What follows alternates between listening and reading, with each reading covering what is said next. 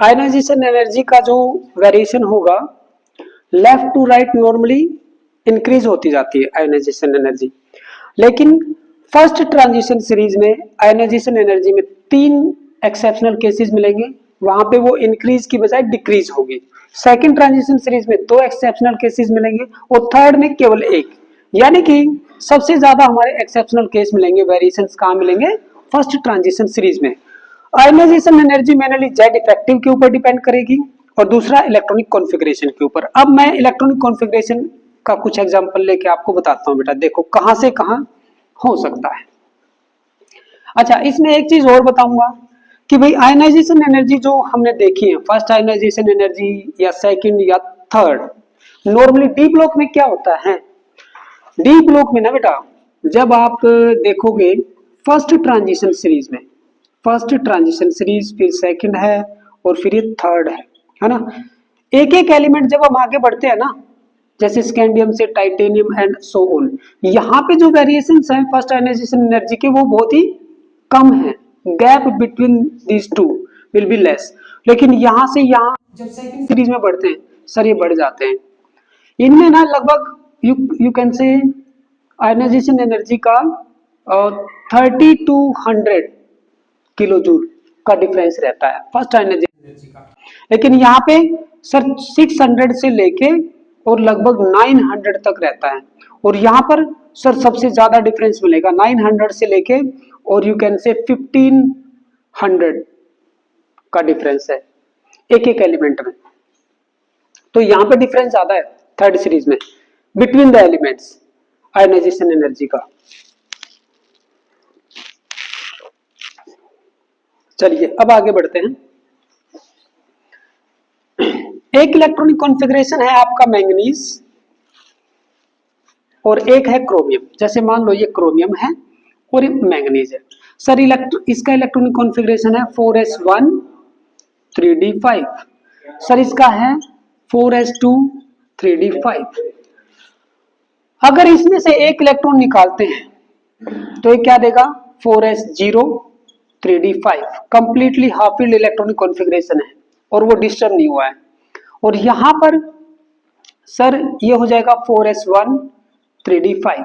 तो first ionisation energy इसकी, क्योंकि ये स्टेबल टू स्टेबल है, इसने ये आसानी से इलेक्ट्रॉन चला जाएगा, लेकिन ये कंप्लीटली फुल फील्ड था 4s2, ये कंप्लीटली हाफ फील्ड है, ये तो बरकरार है लेकिन ये पार्शियली फील्ड हो गया, स्टेबल से अनस्टेबल की तरफ बढ़ गया। तो इसका मतलब क्या है, ये आसानी से नहीं जाएगा, इसकी जो फर्स्ट आयनाइजेशन एनर्जी है इससे ज्यादा होगी, है ना, इससे ज्यादा होगी ये वाली, इट विल बी ग्रेटर।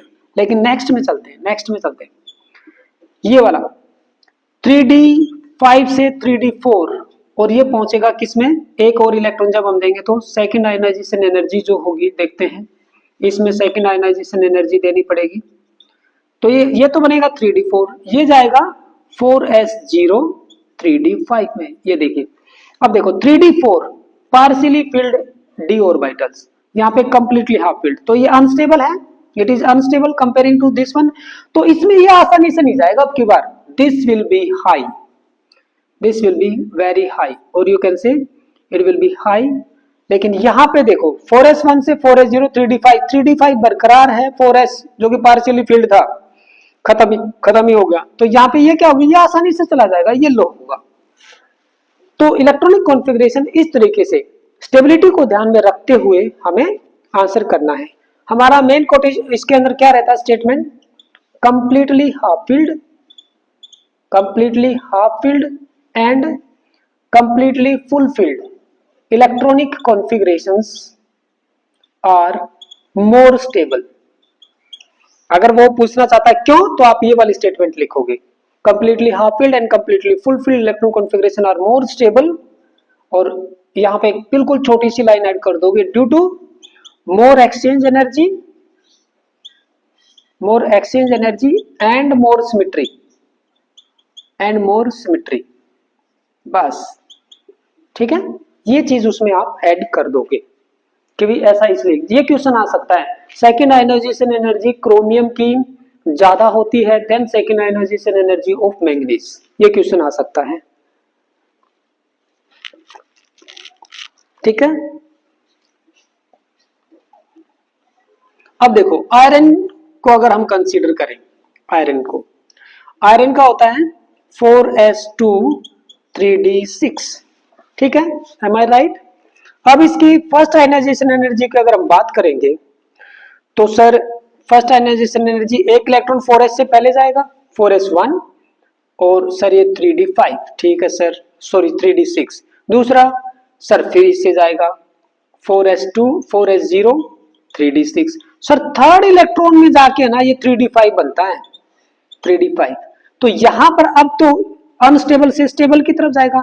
ये जो इसकी थर्ड आयनाइजेशन एनर्जी होगी ना, थर्ड वाली, ये लो होगी भाई इनके कंपैरिजन में, क्योंकि ये अनस्टेबल से स्टेबल की तरफ जा रहा है, आसानी से चला जाएगा, थोड़ी सी एनर्जी लेके फटाक से इसमें चला जाएगा, ठीक है। लेकिन इसमें कुछ स्टेबिलिटी या वो वाला कंप्लीटली फुलफिल्ड जरूर है, पार्शियली फिल्ड है, एनर्जी ज्यादा लगेगी। अनस्टेबल सॉरी स्टेबल से स्टेबल अनस्टेबल की तरफ जा रहा है, तो नॉर्मली क्या होगा, हाई मिलेगी, normally high ionisation energy, okay, high मिलेगी, ओके। ये वाली लो मिलेगी, ये लो है, ये वाली हाई होगी इसके कंपैरिजन में आपस में, तो ये भी हाई मिलेगी भाई। यहां से यहां सर ये अनस्टेबल है, और ये 4s तो स्टेबल हो गया क्योंकि कोई भी इलेक्ट्रॉन नहीं है, s ऑर्बिटल ही चला गया, लेकिन d के अंदर कोई फर्क नहीं आ रहा है, ठीक है ना। तो भाई मीडियम, ये भी मीडियम होगी, ये भी मीडियम, लेकिन यहां से यहां की अगर मैं बात करूं तो सर ये तो कंफर्म है कि 3d5 में आ गया, ये स्टेबल है, ये अनस्टेबल। तो अनस्टेबल से स्टेबल में तो बहुत आसानी से चला जाएगा, थोड़ी सी एनर्जी देनी पड़ेगी, हो जाएगा, ठीक है, like this. So electronic configuration play a very important role in the ionisation enthalpies values. हो गया, चलिए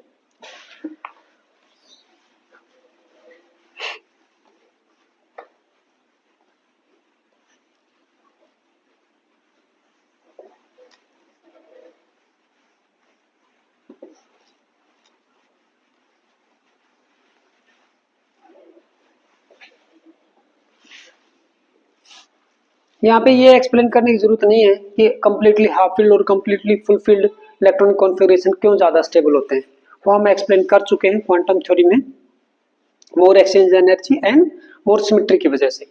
नेक्स्ट जो हम यहाँ पे लेंगे बेटा, वो लेंगे ऑक्सीडेशन स्टेट। ऑक्सीडेशन स्टेट का वेरिएशन देखते हैं, ऑक्सीडेशन स्टेट क्या कहते हैं। देखो भाई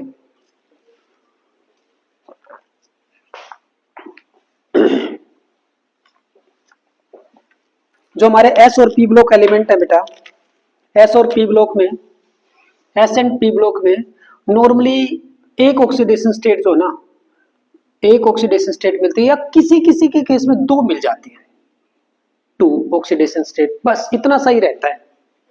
जैसे जैसे अगर मैं एस ब्लॉक में जाऊं तो भाई सोडियम क्या है, सोडियम एक ही ऑक्सीडेशन स्टेट में होता है +1, ठीक है। पोटासियम भी मिलेगा, सीजियम भी एक में ही मिलता है, मैग्नीशियम की सर +2 वाली ऑक्सीडेशन स्टेट होती है, लेकिन होती तो एक ही है। तो एस ब्लॉक वाले केवल एक ऑक्सीडेशन स्टेट में, लेकिन पी ब्लॉक में थोड़ा सा आ जाता है सर। पी ब्लॉक में लास्ट वाले chlorine, fluorine, chlorine, bromine, iodine and astatine, इसमें क्या है, क्लोरीन जो है ना, इनकी जो मोस्ट स्टेबल है वो तो -1 -1 वाली है, लेकिन क्लोरीन के कुछ कंपाउंड ऐसे जिसमें वो 0 ऑक्सीडेशन स्टेट में, क्लोरीन +1 में भी आती है, क्लोरीन +3 में, क्लोरीन +5 में, क्लोरीन +7 तक जाता है ये, ठीक है। लेकिन इसमें इजिली नहीं जाएगा, यहां तक जो है ना अच्छा खासा मिलता है वेरिएशन। लेकिन और कोई कंपाउंड सर, और कोई कंपाउंड अभी बता देते हैं भाई। देखो इसके इधर क्या था अपना oxygen, sulphur Sp, selenium, tellurium, polonium. इसके इधर क्या था आपका nitrogen, phosphorus, arsenic As, Sb, Bi। फिर इसके इधर क्या था कार्बन, कार्बन के नीचे सिलिकॉन, फिर क्या है कार्बन, सिलिकॉन, जर्मेनियम, जर्मेनियम के नीचे टिन और लेड, ओके। फिर इसके इधर था बोरोन, एल्यूमिनियम और Git, गैलियम, इंडियम और थैलियम, है ना, गैलियम, इंडियम और थैलियम। देखिए यहां पे एक बहुत ही इंपॉर्टेंट चीज है बेटा, इन कंपाउंड को पकड़ो, इनको, ठीक है। टिन और लेड, इनकी जो है ना दो दो ऑक्सीडेशन स्टेट, एक +2 और एक +4। इसकी सर इसकी +1 और +3, दो ऑक्सीडेशन स्टेट में, ये दो में है। But lower oxidation state is more stable. क्या बोला मैंने? Lower oxidation state is more stable. लेकिन डी ब्लॉक के केस में क्या होगा? डी ब्लॉक एलिमेंट में ये कहानी उल्टी होती है। डी ब्लॉक एलिमेंट, इसीलिए ट्रांजिशन एलिमेंट में ऑक्सीडेशन स्टेट नॉर्मली जो हायर वाली होती है ना, normally higher oxidation state is more stable. Higher oxidation state is more stable, जैसे मैं डिस्कस करूंगा अभी, नॉर्मली ये मिलेगा। Okay, higher oxidation state is more stable.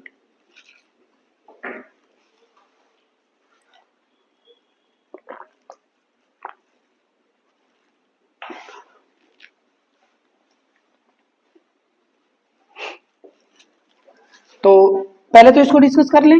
ये वाला क्वेश्चन आता है, अकेले का आ जाएगा, टिन और लेड में +2 और +4 ऑक्सीडेशन स्टेट देखने को मिलती है। +2 इज मोर स्टेबल, जैसे PbCl2 या SnCl2, वो ज्यादा स्टेबल है देन SnCl4 या PbCl4।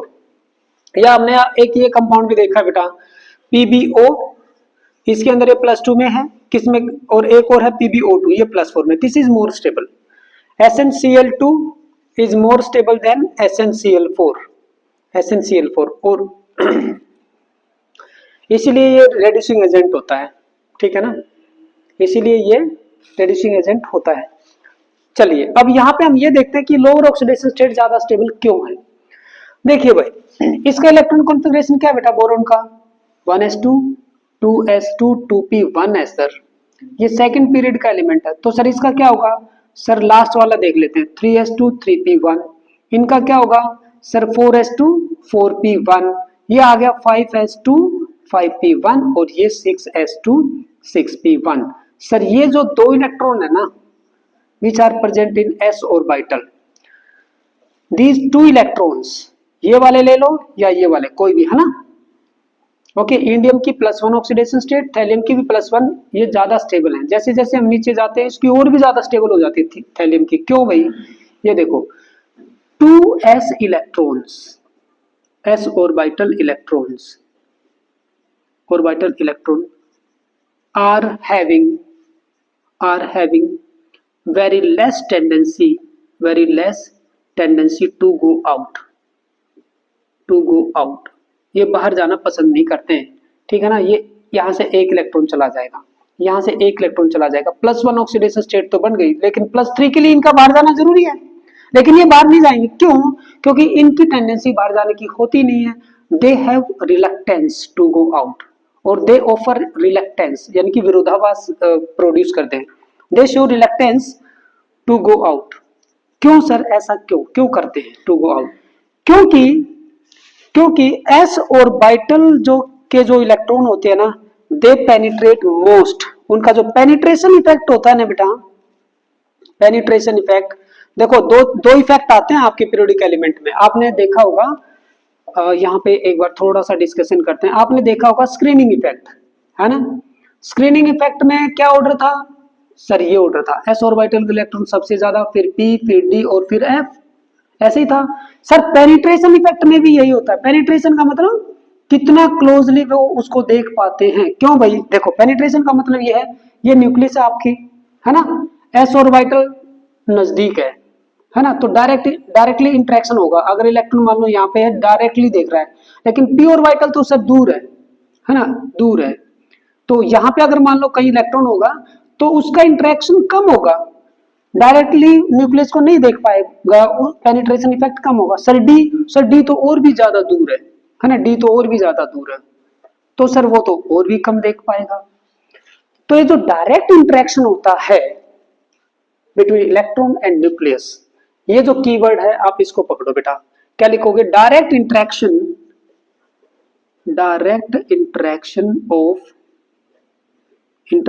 Of electron and nucleus, और वही चीज क्रिएट करती है फोर्स ऑफ अट्रैक्शन को। Direct interaction of electron and nucleus is known as penetration effect, is known as penetration effect.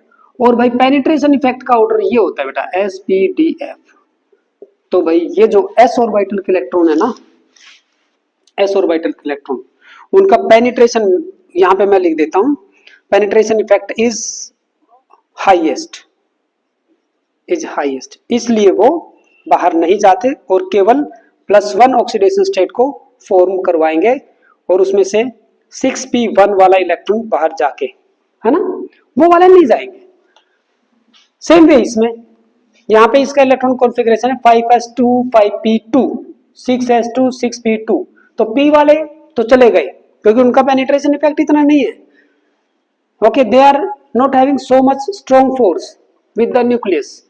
लेकिन s ऑर्बिटल वाले तो भाई उनके अंदर तो बहुत ही ज्यादा फोर्स ऑफ अट्रैक्शन है विद द न्यूक्लियस, है ना, due to highest penetration effect.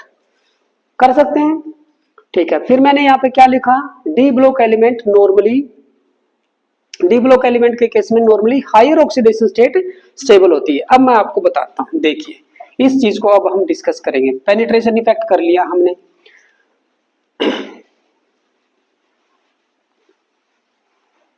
इसको क्या बोलते हैं इस इफेक्ट को, दिस इज नोन एज, इसी के नीचे लिख लो एक बार, this is known as inert pair effect, है ना, this is known as inert pair effect, है ना। The reluctance of outermost s orbital electrons, the reluctance of outermost s orbital electron to go out of the atom due to highest penetration effect is known as inert pair effect, क्योंकि वो pair में है and they are very inert to go out, इसलिए उसका name रखा गया inert pair effect। penetration effect is known as inert pair effect, IP effect के नाम से जाना जाता है। हो गया, ये IP effect होता है। अब देखो, अब हम बात करेंगे डी ब्लॉक एलिमेंट की। डी ब्लॉक एलिमेंट में तो सर स्कैंडियम होता है, टाइटेनियम, वेनाडियम, क्रोमियम, मैंगनीज, फिर उसके बाद में भाई आयरन, कोबाल्ट, निकल, कॉपर एंड जिंक, यही होता है ना, यही होते हैं। इसके अंदर आप एक चीज देखो बेटा, स्कैंडियम है ना, स्कैंडियम की केवल एक ही ऑक्सीडेशन स्टेट स्टेबल देखी गई है और वो है +3, 4s2 3d1 होता है दोनों इलेक्ट्रॉन को दे के, है ना। इवन इसकी +2 ऑक्सीडेशन स्टेट भी नहीं देखी गई है। और जिंक की भी केवल एक देखी गई है, लेकिन वो है +2, 4s2 3d10 होता है, s वाले दो इलेक्ट्रॉन आसानी से दे देगा। बाकी सर यहाँ पर टाइटेनियम की है ना +2 एंड +4, सर इसकी वेनेडियम की सर +2 +3 सॉरी +2 +3, इसकी +2 +3 एंड +4। यहाँ पर क्रोमियम की सर +2 +3 +4 +5, कितनी हो गई 4। यहाँ पर इसकी +6 भी है।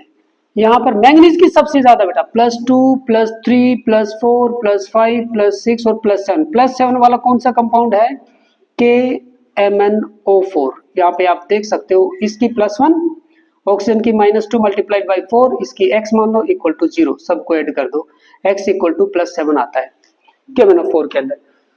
ये क्रोमियम की K2Cr2O7 में, K2Cr2O7 में क्रोमियम +6 ऑक्सीडेशन स्टेट में है, राइट। तो मैं आपको यहाँ पे एक चीज यहाँ पे इसलिए बताना चाह रहा हूं कि भाई मैंगनीज KMnO4 में +7 ऑक्सीडेशन स्टेट में है, तो एक बात बताइए, क्या ये और ज्यादा हायर ऑक्सीडेशन स्टेट में जा सकता है कि भी +8 या +9 में? कैसे जाएगा सर, लॉस ऑफ इलेक्ट्रॉन करके तभी जाएगा ना। क्या ये जा सकता है सर, इसकी तो पॉसिबल ही नहीं है, कैसे जाएगा, ये तो इसकी हाईएस्ट है। तो अगर इसके साथ कुछ होना होगा तो क्या होगा सर, ये तो इलेक्ट्रॉन को गेन कर सकता है, गेन करेगा तो सर +6 में भी जा सकता है, +5 में भी, +4 में भी, +3 में भी, +2 में, किसी में भी चला जाएगा depending upon number of electron. Gain of electron is called reduction. इसका खुद का रिडक्शन होगा तो दूसरे का क्या करवाएगा, oxidation. That's why it is a oxidising agent. यही क्वेश्चन आता है, why KMnO4 is a very strong oxidising agent, क्योंकि भाई Mn उसमें हाईएस्ट ऑक्सीडेशन स्टेट में है, उससे ज्यादा तो वो जा ही नहीं सकता, कम में ही जाएगा, तो उसका खुद का रिडक्शन होगा, गेन ऑफ इलेक्ट्रॉन कर सकता है और इनमें जा सकता है, ठीक है ना, किसी में भी जा सकता है वो, तो औरों का ऑक्सीडेशन करवाएगा, और औरों का जो करवाते हैं वो वही एजेंट होता है, ऑक्सीडाइजिंग एजेंट। फिर यहाँ पे आयरन, सर आयरन की कम हो जाती है, यहाँ पे कितनी है आयरन की, और कम हो जाएंगी +2 जो है सब में रहती है except this. Most common oxidation state है +2, ठीक है, ठीक है ना, मोस्ट कॉमन। फिर उसके बाद में +2 +3 एंड +5। कोबाल्ट की एक और होती है, इसमें 6 है ना, इसमें 4 होती है, ठीक है, फिर इसमें 3 हो जाएंगी, +2 +3 +4, इसमें 2 हो जाएंगी, +2 +3, इसमें +1 और +2 होती है बेटा, +3 तो इसमें नहीं होती कॉपर में, ठीक है ना, कॉपर की Cu positive and Cu2 positive तो होती है। ओके, तो इस तरीके से हम क्या देख रहे हैं कि सर अगर नंबर ऑफ ऑक्सीडेशन स्टेट है ना, नंबर ऑफ ऑक्सीडेशन स्टेट, और भाई ये वाली जैसे इसमें ये जो है ना, ये highly stable, this is highly stable, lower वाली जितनी भी है ना, हालांकि +2 भी ऑक्सीडेशन स्टेट, ये भी स्टेबल है, मैक्सिमम के केस में स्टेबल है, कुछ में नहीं है, ठीक है ना, कुछ में नहीं है, मैक्सिमम के केस में स्टेबल है, ठीक है ना, एक आधा इस साइड में है जिसमें नहीं है, अदरवाइज सब में +2 oxidation state is highly stable. लेकिन ये जो हाईएस्ट वाली है ना, ये तो सब में है भाई, highest oxidation state. So number of oxidation state and this side atomic number, तो भाई ये तो ऐसे बढ़ती जाती है, एक ऑक्सीडेशन स्टेट 1 2 3 4 5 6 और ये 7, यहां से लेके स्कैंडियम 1 है उसकी, फिर उसके बाद में ग्राफ अप टू यहाँ पे मैंगनीज को टच कर लेगा, है ना, मैंगनीज में कितनी है 6 है, सॉरी 6 तक जाएगी, मान लो 6 है, यहाँ पे 6 ले लो, और फिर वापस ये जिंक तक आते आते केवल एक ऑक्सीडेशन स्टेट। तो इसमें क्वेश्चन क्या आते हैं, ऐसा कौन सा एलिमेंट है डी ब्लॉक में जो सबसे ज्यादा ऑक्सीडेशन स्टेट शो करता है फर्स्ट ट्रांजिशन सीरीज में, वो मैंगनीज है। सबसे कम शो करने वाले सर एक स्कैंडियम और एक जिंक। ऐसा कौन सा कंपाउंड है जिसकी +2 ऑक्सीडेशन स्टेट है और केवल एक ही है, सर वो जिंक है। ऐसा कौन सा जिसकी +3 है और एक ही है, सर वो स्कैंडियम। ये क्वेश्चन बन गए, ओके, ये क्वेश्चन आपके बन जाते हैं। फिर वो आपको कंपैरेटिवली पूछ सकते हैं कि आयरन की +2 और +3 में बताइए, कॉपर की +1 और +2 में बताइए कौन सी ज्यादा स्टेबल स्टेट है, तो वो इलेक्ट्रॉन कॉन्फ़िगरेशन के हिसाब से हम बता देंगे, ठीक है। चलिए, ये है कहानी ऑक्सीडेशन स्टेट की, ओके। यहां तक कोई डाउट है बेटा, कोई डाउट नहीं है, तो चलिए फिर हम एक क्वेश्चन ले लेते हैं।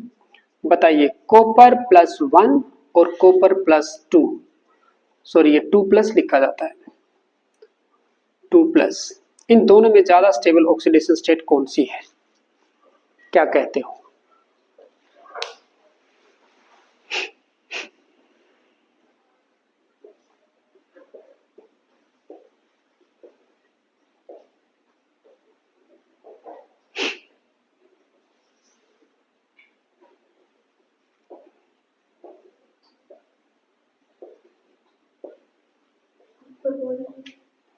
कॉपर +1, क्यों?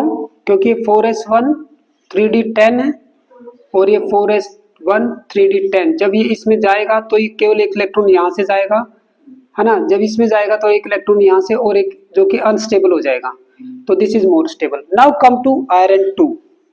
आयरन 2 को क्या बोलते हैं, फेरस, जब वो +2 ऑक्सीडेशन में रहेगा, और इस +3 में फेरिक होगा। तो इन दोनों में बताइए कौन सी ज्यादा स्टेबल रहेगी?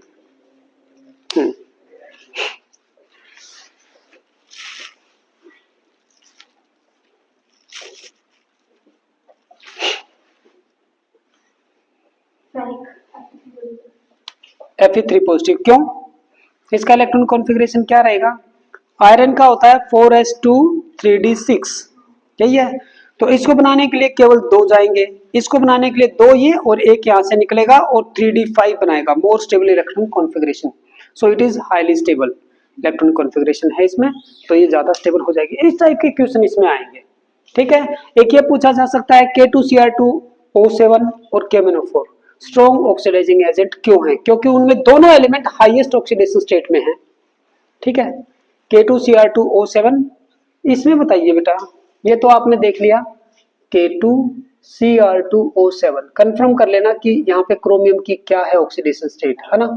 दूसरा K2CrO4 ये है potassium dichromate and this is potassium chromate K2CrO4। देखिए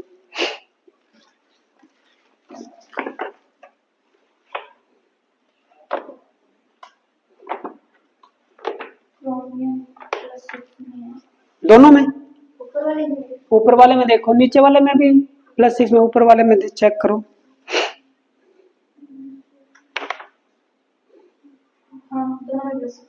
दोनों में +6 में है ना, तो इसलिए दोनों ही आपके स्ट्रॉन्ग ऑक्सीडाइजिंग एजेंट होंगे। चलो कौन कौन सा हो गया, ये हो गया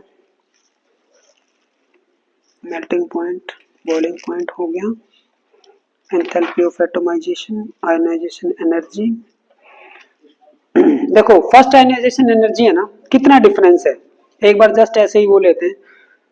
631 से शुरू होती है 656, लगभग 20-25 का डिफरेंस। फिर 656 से नेक्स्ट वेनाडियम 650, थोड़ा सा डिक्रीज हुआ है, केवल 6 का डिफरेंस है लेकिन डिक्रीज हुआ है। फिर फर्दर थोड़ा सा इंक्रीज हुआ, यानी कि ये जो डिफरेंस है ना बहुत ही कम है फर्स्ट ट्रांजिशन सीरीज में। लेकिन सेकंड में क्या होगा, थोड़ा सा भाई 300 से लेके 900 तक वेरी करता है, ज्यादा भी हो सकता है, 400, 500, 600 ऐसे भी हो सकता है। देखो 1200 से 1300, 1300 से 1400, 1400 से 1500, 1500 से फिर 1600, 1700। मेनली जो डिफरेंस है सेकंड सीरीज के अंदर आयनाइजेशन एनर्जी का, फर्स्ट आयनाइजेशन एनर्जी का वो केवल 100 के आसपास है, और थर्ड आयनाइजेशन एनर्जी का थोड़ा सा और ज्यादा है बेटा। 2300 से लेके 2600 पहुंच गया, 2600 से 2800, फिर 3200, मतलब 200, 300, 200, 300 चल रहा है केवल फर्स्ट आयनाइजेशन एनर्जी का।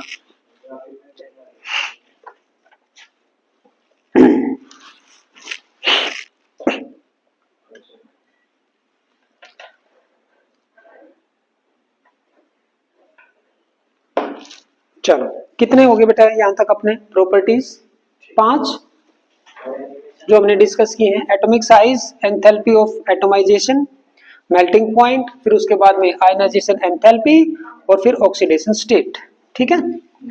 ऑक्सीडेशन स्टेट, ये जो डी ब्लॉक कंपाउंड है ना, जैसा हमने देखा था, हमने पढ़े थे ना कार्बोनिल कंपाउंड, निकल के, आयरन के, NiCO4, वो एक कोऑर्डिनेशन कंपाउंड था, लेकिन उसकी ऑक्सीडेशन स्टेट जब हमने निकाली थी तो भी 0 आई थी, क्योंकि CO क्या था, न्यूट्रल था। तो ऐसे कंपाउंड ये 0 ऑक्सीडेशन स्टेट भी शो करते हैं भाई, ठीक है ना। डी ब्लॉक एलिमेंट हमारे 0 ऑक्सीडेशन स्टेट भी करते हैं, लेकिन S और P ब्लॉक वाले नहीं करते। S और P के तो डी मतलब कोऑर्डिनेशन कंपाउंड है ही नहीं। ये वाला क्वेश्चन आ सकता है कि भाई NiCO4 इस टाइप के कंपाउंड, FeCO4 इस टाइप के compound, FeCO5, in these they are having oxidation state equal to 0, लेकिन S और P ब्लॉक में नहीं है ऑक्सीडेशन स्टेट 0। वाई? तो आप बोलोगे कि in case of these metals, है ना, S ब्लॉक के अंदर मेटल है, P ब्लॉक के अंदर कोई एक आधी मेटल है, जैसे एल्यूमिनियम, ऊपर वाली एक आधी हो सकती है ना, बोरोन के नीचे एल्यूमिनियम, वो एक मेटल है। तो वो जो मेटल्स हैं उनके अंदर वैकेंट डी ऑर्बिटल न होने के कारण, there is no vacant D orbital, तो क्या होता है, वो कोऑर्डिनेशन कंपाउंड फॉर्म नहीं करते हैं। ये यहाँ पे लिगैंड की तरह आए हैं इसकी तरफ, है ना, लिगैंड की तरह कोऑर्डिनेट बॉन्ड बनाया इन्होंने कोई आयनिक बॉन्ड या कोवलेंट बॉन्ड नहीं बनाया इक्वल शेयरिंग वाला, इन्होंने तो कोऑर्डिनेट बॉन्ड बनाया है। And all these 4 are neutral. Nickel के अंदर वैकेंट डी ऑर्बिटल मिल गया था, इसलिए बात बन गई, अदरवाइज नहीं बनेगी, ठीक है। तो ये थोड़ा सा एक्सेप्शन देखा गया डी ब्लॉक एलिमेंट में कि वो 0 ऑक्सीडेशन स्टेट में भी है भाई, ठीक है। चलिए नेक्स्ट हम करेंगे आपका इलेक्ट्रोड पोटेंशियल। Electrode potential. देखो आपने एक ये देखा होगा कि भी कॉपर 2 पॉजिटिव आयन है ना, एक्वस स्टेट में जब ये 2 इलेक्ट्रॉन लेता है ना, तो ये कॉपर सॉलिड बना दिया। इस रिएक्शन के लिए जो इलेक्ट्रोड पोटेंशियल आता है हम ऐसे लिखते हैं E नोट Cu2 पॉजिटिव और Cu is equal two plus 0.34 है ना। और जिंक का कितना आता है ये sir Zn2 positive oblique Zn, it comes out minus 0.76। भाई ये भी डी ब्लॉक एलिमेंट है, ये भी डी ब्लॉक एलिमेंट है, तो इतना वेरिएशन क्यों? वेरिएशन बहुत ही ज्यादा मिलेगा आपको, ठीक है, वेरिएशन आपका बहुत ही ज्यादा मिलेगा। एक चीज बताइए, जो फ्लोरीन है बेटा, फ्लोरीन वो एक इलेक्ट्रॉन बहुत ही तेजी से गेन करना चाहेगा है ना, क्योंकि यहाँ पे उसका 2.7 है, 2.10 में जाना, 2.8 में जाना चाहता है, फ्लोरीन नेगेटिव में कन्वर्ट होना चाहता है।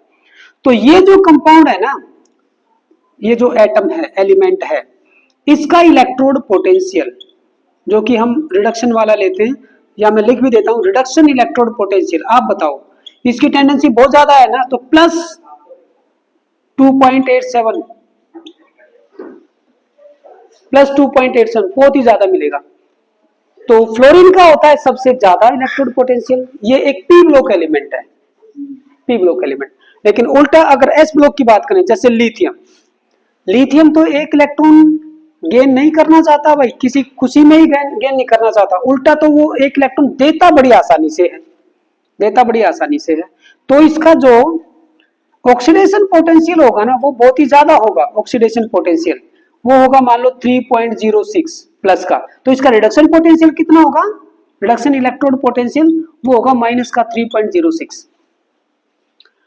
तो एस और पी में हाईएस्ट और लोवेस्ट को टच कर गया, एस और पी ब्लॉक एलिमेंट में हाईएस्ट और लोवेस्ट को टच कर गया, तो बीच वाले जितने भी है ना वो किन को मिलेंगे, बीच वाले जितने भी हैं, क्योंकि भाई माइनस से कहानी शुरू हुई है ना, माइनस से कहानी शुरू हुई और प्लस तक दोनों तरफ लगभग 3-3 के आसपास है, ऑलमोस्ट इक्वल टू 3-3 है ना, और ये एस ब्लॉक और ये पी ब्लॉक, बीच में क्या आते हैं ट्रांजिशन एलिमेंट डी ब्लॉक। तो डी ब्लॉक में कुछ वैल्यू नेगेटिव वाली भी मिलेंगी भाई, माइनस से आ रहा, कुछ वैल्यू नेगेटिव वाले भी, कुछ वैल्यू पॉजिटिव वाले भी, तो इसलिए ये यहाँ पे इनका वेरिएशन होता है। अब बात करते हैं सर इलेक्ट्रोड पोटेंशियल जो है ना होता क्या है, वो कैसे होता है। देखो भाई इलेक्ट्रोड पोटेंशियल जो है एक्चुअल में, इलेक्ट्रोड पोटेंशियल जो हम मेजर करते हैं वो एक एनर्जी का वो है बेटा, मेजर है इलेक्ट्रोड पोटेंशियल भी। भाई हमारा एक मेटल ब्लॉक है ना, मेटल ब्लॉक सॉलिड है, सॉलिड होते हैं सारे मेटल, ठीक है सर, इसको जब मैं गैसीय स्टेट में लेके आऊंगा तो ये कौन सी एनर्जी दूंगा सॉलिड से गैसीय स्टेट में लाने के लिए, सर ये तो एंथैल्पी ऑफ सब्लिमेशन, सब्लिमेशन होगा, ठीक है। फिर इनसे मैं क्या बनाऊंगा सर, एटम जो है गैसीय स्टेट में आ गए हैं, फिर मुझे उसकी ऑक्सीडेशन स्टेट बनानी है Mn पॉजिटिव, मान लो इलेक्ट्रॉन निकाले मैंने जितने भी निकाले, सर मुझे यहाँ पे देना पड़ेगा एंथैल्पी ऑफ आयनाइजेशन है ना, Mn पॉजिटिव जो भी आया, या M पॉजिटिव ले लो एक बार, गैसीय स्टेट में आ गया, ठीक है, एंथैल्पी ऑफ आयनाइजेशन दे दिया। फिर सर उसके बाद, सर फिर उसके बाद में जब ये H2O के साथ रिएक्ट करेगा ना तो Mn जो भी M पॉजिटिव है वो एक्वस स्टेट में जाएगा। Now this is our enthalpy of hydration है ना। भाई एक आयन को आके चारों तरफ से वाटर मॉलिक्यूल घेरेंगे, अपोजिट एंड से आएंगे उसकी तरफ, तो वहां पे भी एनर्जी कुछ ना कुछ चेंजेस होंगे। अब इन तीनों का देखो, ये यहां से लेके बेटा यहां जा रहा है, this is our electrode potential, ये जो स्टेप है हमारा इलेक्ट्रोड पोटेंशियल। अगर मैं बात करूं इलेक्ट्रोड पोटेंशियल, देखो delta G not is equal to किसके बराबर होता है, minus n F E not, ये चार्ज और ये पोटेंशियल, ये चार्ज होता है भाई, जितने भी इलेक्ट्रॉन दिए गए लिए गए, F is a Faraday constant जो कि चार्ज ही होता है 96487 कूलम। तो charge multiplied by electric potential, ये एक्चुअल में है क्या, ये एनर्जी ही तो है।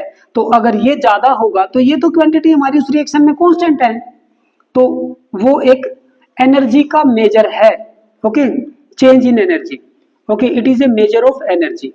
तो इलेक्ट्रोड पोटेंशियल की वैल्यू ज्यादा है तो ज्यादा एनर्जी होगी, ज्यादा एनर्जी चेंज होगी उस रिएक्शन में। तो जब यहां से यहां मेरा ये इलेक्ट्रोड पोटेंशियल अगर ज्यादा होगा या कम होगा तो वो इन तीन फैक्टर पे डिपेंड करता है। ठीक है, यहाँ पे ये सबसे इंपॉर्टेंट क्वेश्चन क्या आता है, on what factors electrode potential depend, electrode potential depends. तो ये डिपेंड करता है number 1 enthalpy of sublimation, enthalpy of sublimation, दूसरा एंथैल्पी ऑफ आयनाइजेशन, तीसरा एंथैल्पी ऑफ हाइड्रेशन। इन तीन पे डिपेंड करेगा। अब मुझे आप ये बताओगे कि सर ये पॉजिटिव होती है, ये नेगेटिव होती है, ये पॉजिटिव होती है, कौन सी? पहले लिख लो।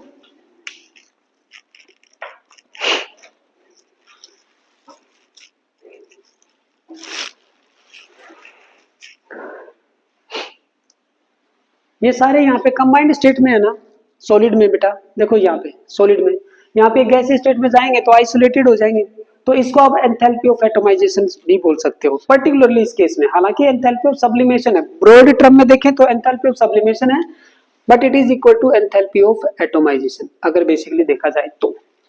ओके, फिर उसके बाद में हमने आयनाइज किया, आयनाइज करके उसको एक्व स्टेट में लेके गए। एंथैल्पी ऑफ सब्लिमेशन आपको क्या लगता है, ये पॉजिटिव होगी या नेगेटिव? ये रिलीज होती है या हमें उसको देना पड़ेगा?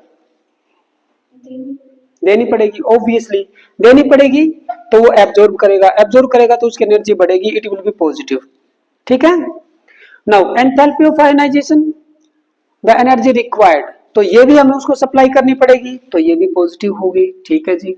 फिर उसके बाद में enthalpy of hydration. Enthalpy of hydration क्या होता है भाई, एक आयन है, बाहर से वाटर मॉलिक्यूल आएंगे हजारों, तो फोर्सेस ऑफ अट्रैक्शन क्रिएट होगी, बॉन्ड हमें बनाना है, बॉन्ड जब भी बनाते हैं तो एनर्जी रिलीज होती है, तो ये हो जाएगी आपकी नेगेटिव। तो अब इन तीनों का जो सम है वो पॉजिटिव भी आ सकता है और नेगेटिव भी। अगर पॉजिटिव आया तो इलेक्ट्रोड पोटेंशियल पॉजिटिव हो जाएगा, मतलब उसके अकॉर्डिंग हो जाएगा।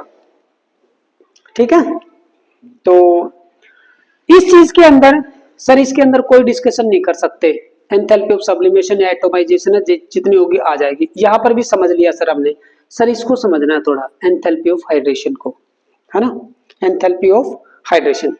एंथैल्पी ऑफ हाइड्रेशन का आप बस एक छोटा सा पॉइंट लिख लो बेटा, एंथैल्पी ऑफ हाइड्रेशन का नंबर 1 डिपेंड्स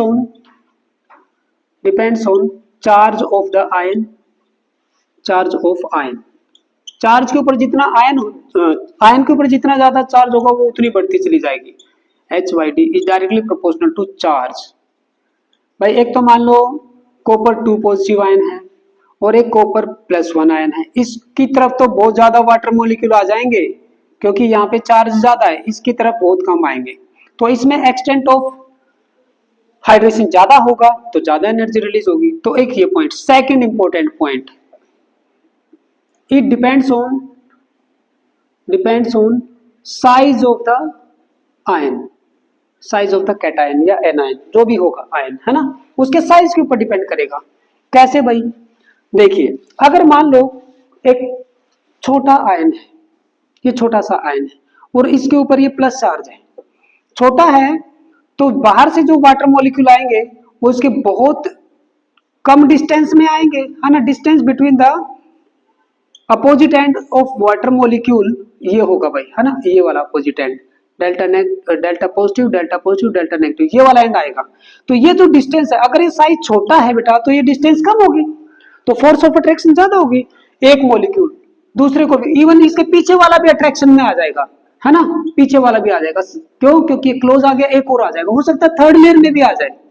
बहुत सारे मॉलिक्यूल, एक छोटे आयन को बहुत सारे मॉलिक्यूल घेर लेते हैं, इसलिए बोला जाता है कि अगर आयन का साइज स्मॉल है, छोटा है, तो क्या होगा, हाइड्रेटेड आयन उतना ही बड़ा होता है, हाइड्रेटेड आयन उतना ही बिगर हो जाएगा अगर ये स्मॉलर है तो। क्यों? क्योंकि एक्सटेंट ऑफ हाइड्रेशन यहाँ पे ज्यादा होता है छोटे का, और लेकिन अगर पहले से ही बड़ा है, पहले से ही बड़ा है भाई इतना इतना बड़ा सा था, भाई थोड़े बहुत वाटर मॉलिक्यूल आए, हो सकता है एक ही सिंगल लेयर, और सिंगल लेयर में भी इतने ज्यादा नहीं आए अगर उसका साइज बड़ा है तो, क्योंकि distance between the centre of that ion and nearest water molecule will be large. तो इतने ज्यादा मॉलिक्यूल नहीं आ पाएंगे और हो सकता है वो इतनी साइज में सिमट जाए। समझ में आ गया? तो क्या बोलेंगे, enthalpy of hydration is inversely proportional to size. Size छोटा तो हाइड्रेशन एनर्जी ज्यादा। Delta H hydration is inversely proportional to size, ये इंपॉर्टेंट पॉइंट है।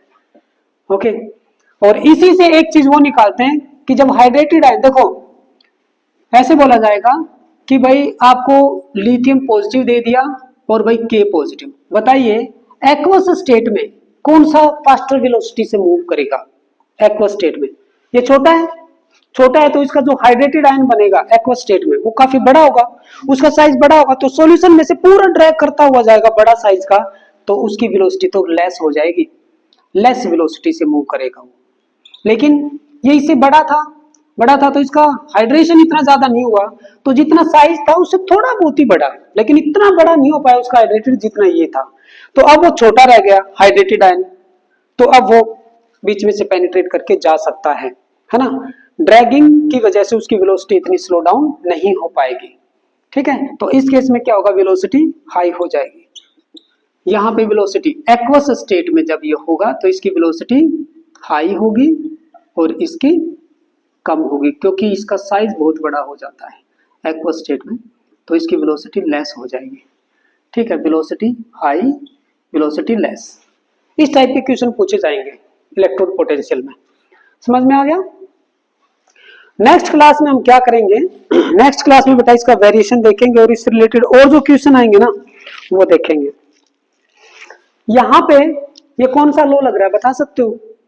Whether the reaction takes place in one step or in a number of steps, the energy changes will be same always, same, constant. बताइए। Yes, yes. This is Hess's law of constant heat summation. Constant heat summation. ये उस law को follow करता है, ठीक है। Energy can neither be created nor be destroyed. चलो इसको मैं यहाँ पे खत्म नहीं करना चाहता बेटा, काफी कुछ तो इसका आपके साथ डिस्कशन कर लिया, एक दो चीजें और हैं फिर हम उसको करेंगे, ठीक है। चलो आज के लिए इतना काफी।